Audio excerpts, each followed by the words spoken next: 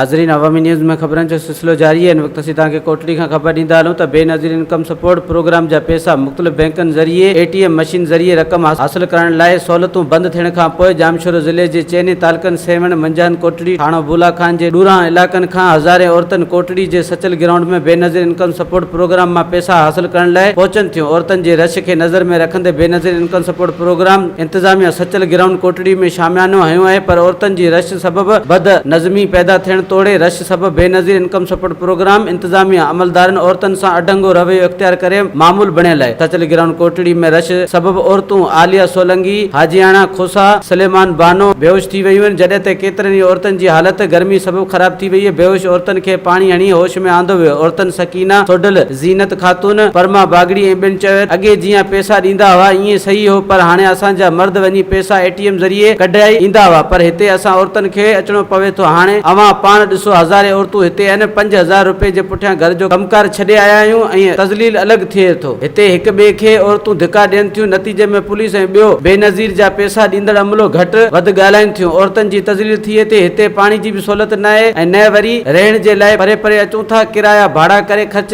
करे अचूं था। मोट में कंहिं महिल चवनि था कंप्यूटर ख़राब आहे, कंहिं महिल चवनि था औरतूं तंग कनि थियूं ऐं कॾहिं चवनि था पैसा कोन्हनि। औरतुनि मुतालबो कयो त अहिड़े नमूने औरतुनि जी तज़लील बंदि करे असांखे पैसा ATM ज़रिए ॾिना वञनि।